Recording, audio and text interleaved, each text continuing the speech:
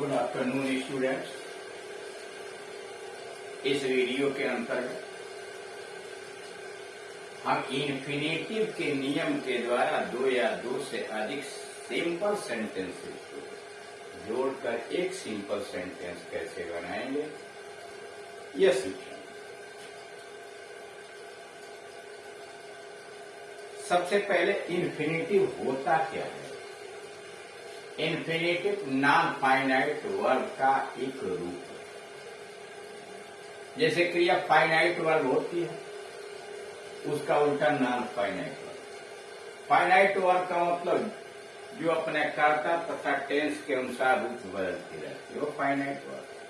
Non finite का मतलब जिसके ऊपर उसके कर्ता का और टेंस का कोई प्रभाव नहीं। यह तीन तरह की होती है, पार्टिसिपल, इन्फिनेटिव और डियर। पार्टिसिपल इसके पहले आप देख चुके हैं।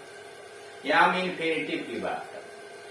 एक्टिव वॉइस में इन्फिनेटिव किसी भी क्रिया के फर्स्ट फॉर्मेट के पहले टू लगा दीजिए और उससे काम अगर आप नाउन का ले रहे हैं, एडजेक्टिव का ले रहे हैं या एडवर्ब का ले रहे हैं तो वह कहलाता है इन्फिनेटिव। और पैसिव वॉइस में बनाना है तो क्रिया के थर्ड फॉर्म के पहले बी रखिए और तब टू। जैसे मान लीजिए टू किल एक्टिव वॉइस में, अब to be killed passive voice. ये इन्फिनेटिव दो तरह का होता है, सिंपल इन्फिनेटिव। सिंपल इन्फिनेटिव जो नाउन का काम करता है, मतलब कहीं सब्जेक्ट बन जाएगा, ऑब्जेक्ट बन जाएगा, कॉम्प्लीमेंट बन जाएगा, इस तरह का कार्य करने वाला वो सिंपल इन्फिनेटिव कहते हैं। जैसे टू वॉक, टहलना, इज यूजफुल, लाभदायक होता है। यहाँ टू वॉक क्या कर रहा? सब्जेक्ट के स्थान पर आया हुआ क्रिया तो है टू वॉक, लेकिन प्रयोग यहाँ आपने नाउन के स्थान पर कर दिया है, तो इसलिए यानी सब्जेक्ट के स्थान पर नाउन आता है या नाउन का काम कर रहा है, इसलिए इसको कहेंगे simple infinitive. I like to read poems, मैं कविताएं पढ़ना पसंद करता हूँ। क्या पसंद करते हैं? To read. टू रीड क्या? लाइक का ऑब्जेक्ट है। Her habit is to sing daily, उसकी आदत रोज गाने की। यहाँ टू सिंग कैसे प्रयोग किया गया? इस क्रिया का कॉम्प्लीमेंट है, पूरक के रूप में आया है। I had no choice but to play, मेरे पास खेलने के अलावा कोई विकल्प नहीं था। यहाँ बट प्रीपोजिशन का ये ऑब्जेक्ट है, यानी बट प्रीपोजिशन से यह गवर्न होगा। ऐसा ही यहाँ पर हिम जो है सा का ऑब्जेक्ट है, उसका कॉम्प्लीमेंट है पूरा, यानी सिंपल इन्फिनेटिव नाउन का काम करता है। वो सब्जेक्ट बन सकता है, ऑब्जेक्ट बन सकता है, कॉम्प्लीमेंट बन सकता है आगे। और जिरंडियल इन्फिनेटिव वह इन्फिनेटिव जो एडवर्ब या एडजेक्टिव का काम करता है, मॉडिफाई करने का काम करता है।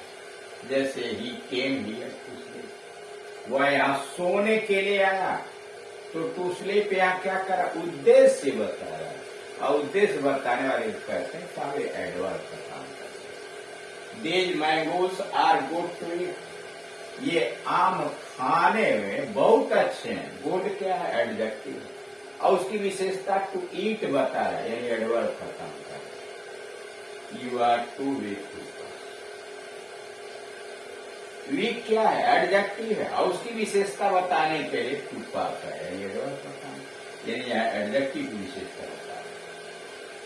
Today I have no time, यहाँ टाइम नाउन है, हमारे पास आज बर्बाद करने के लिए कोई समय नहीं है, यानी यहाँ नाउन की विशेषता बता रहा है। यानी इस प्रकार से इन्फिनेटिव नाउन का काम कर सकता है, एडजेक्टिव का काम कर सकता है, एडवर्ब। अब इसके मूल विषय पर आए कि इन्फिनेटिव के द्वारा दो या दो से अधिक सिंपल सेंटेंसेस को जोड़कर एक सिंपल सेंटेंस बनाते हैं तो कब बनाते? इसमें सहायता के लिए लिख दिया गया कि इस नियम से उन वाक्यों को जोड़ते हैं जिससे आपको उद्देश्य का पता चले, कर्तव्य का पता चले। उद्देश्य का पता लगने के जैसे मतलब वह यहाँ आया, वह मुझसे मिलना चाहता, उसका उद्देश्य क्या था? मिलना। कर्तव्य का पालन कर। इवन टू हिज ड्यूटी, वो अपने ड्यूटी पर चला। He wanted to perform the work in time. वो समय से कार्य पूरा करना चाहते थे। क्या है? यह उसकी ड्यूटी है, कर्तव्य।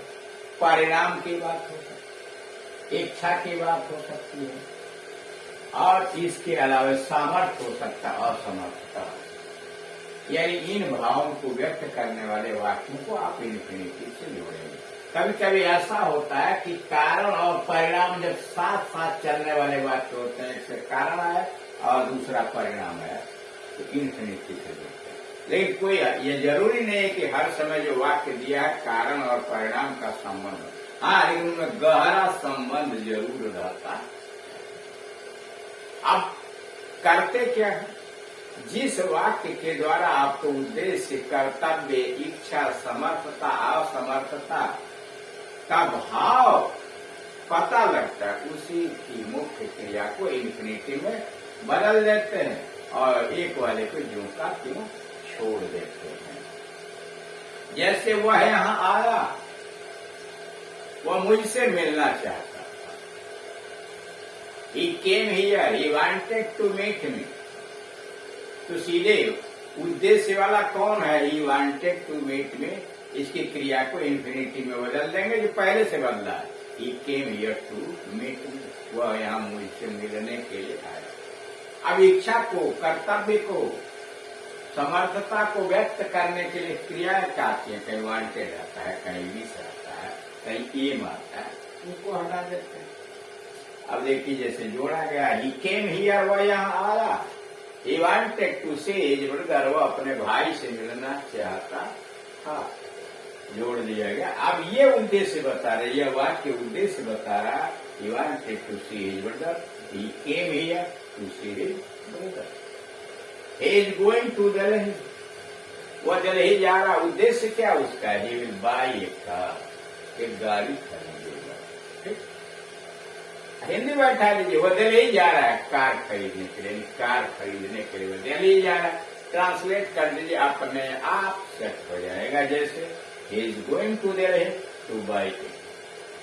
The book is very difficult. पुस्तक बहुत कठिन है। A child cannot read it. एक बच्चा इसे नहीं पढ़ सकता। The book is too difficult. यहाँ वेरी है ना, too difficult. किसके लिए? for a child. यह पुस्तक एक बच्चे के लिए इतना कठिन है, इसलिए थोड़ी पढ़ने वाला। यानी पहले वाले वाक्य में क्वाइट, वेरी, या इस तरह से कोई लगा के दो रूम दिया गया है जिसका इफेक्ट दूसरे पर पड़ता है। तो पहले वाले में टी डबल ओ या डबल लगा देते हैं, और टी डबल ओ लगाने का मतलब कोई चीज सीमा से है, और दूसरे वाले वाक्य में जो उसका दुष्प्रभाव वाली क्रिया है उसको इन्फिनिटिव में बदल देते। अब एक दूसरा तरीका, एनफ, और उसके बाद इन्फिनिटिव का प्रयोग करके, जैसे दी विंड इज वेरी स्ट्रांग, हवा बहुत मजबूत है, बहुत तेज है। It can blow the roof of, ये छत को उड़ा सकती है। हवा बहुत तेज है, यह छत को उड़ा सकती है। दोनों को एक में मिला देंगे। The wind is strong enough, हवा इतनी ताकतवर है, इसलिए to blow the roof off, छत को उड़ाने के लिए। यानी यहाँ पर किया क्या? वेरी को हटाया, स्ट्रांग के पीछे एनफ डाला, यहाँ एनफ एडवर्ब का काम कर रहा है, और दूसरे वाले वाक्य की क्रिया को इन्फिनिटी में बदल दिया, to blow the roof. You are quite clever, you can do, आप काफी चतुर, आप इसे कर सकते हो। यू आर क्लेवर एंड, आप काफी चतुर हो। You are clever and to do it, इसे करने के लिए। He is very rich man, वो बहुत अमीर आदमी है। He can buy another house, वो दूसरा घर खरीद सकता है। He is rich enough to buy another house। यानी इस प्रकार से आपने देखा इन्फिनिटिव के माध्यम से उन वाक्यों को जोड़ते हैं जिनके द्वारा आपको पता चले कि उद्देश्य व्यक्त किया गया, कर्तव्य है, परिणाम है, इच्छा है, समर्थता है या असमर्थता की बात की गई है। ये ऐसे वाक्य हैं जिनमें कारण और परिणाम आया हुआ है, साथ साथ काम चल रहे हैं, और नहीं ऐसा है तो गहरा संबंध हो सकता है। जो वाक्य उद्देश्य को व्यक्त करता है, इच्छा को व्यक्त करता है, उसी वाक्य की क्रिया को इन्फिनिटिव में बदल देते हैं, एक वाले को जो करते हैं। ओके।